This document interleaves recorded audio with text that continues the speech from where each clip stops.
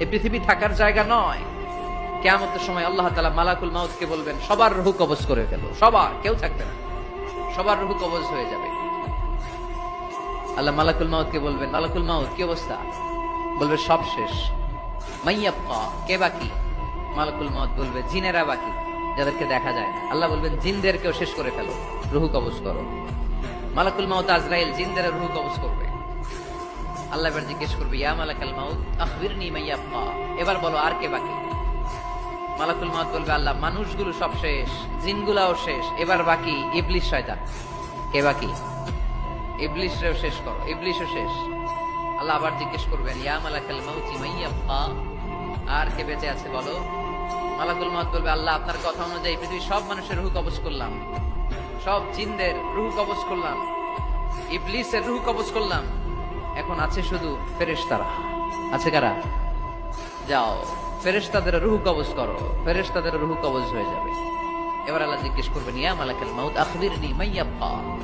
মালাকুল মাউত বলবে, আল্লাহ আপনার কথা মতো ধরে ধরে সব শেষ, ফেরেশতাও শেষ, 4 জন ছাড়া।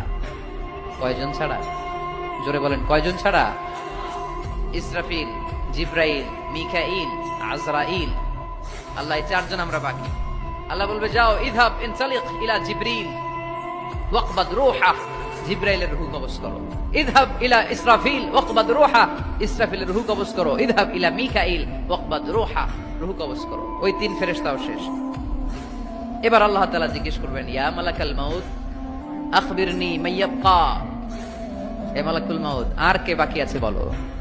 মালাকুল মাউত বলবে, আল্লাহ আপনার কথা মতো মানুষগুলো শেষ, জিনগুলো শেষ, ইবলিস শেষ, আমার বাকি 3 ভাই ইসরাফিল, মিকাইল, জিব্রাইলও শেষ, শুধু আমি, শুধু আমি। আল্লাহ বলবেন, কেউ নাই? মালাকুল মাউত বলবে, না আল্লাহ কেউ নাই।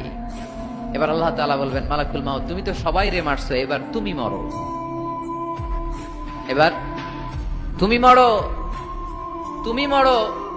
শোনার সাথে সাথে মালাকুল মাউতের কাঁপুনি ছুটে যাবে, খিঁচুনি এসে যাবে ভয়ে।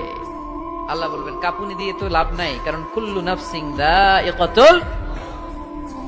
রব্বুল আলামিন বলবেন, মালাকুল মাউত কেঁদো না, এটাই দুনিয়ার বিধান, আমি আল্লাহর দেয়া বিধান, এটাই, জন্মালেই মরতে হয়। যাও, জান্নাত জাহান্নামের মাঝখানে একটা জায়গা আছে, জায়গাটার নাম হলো আরাফ।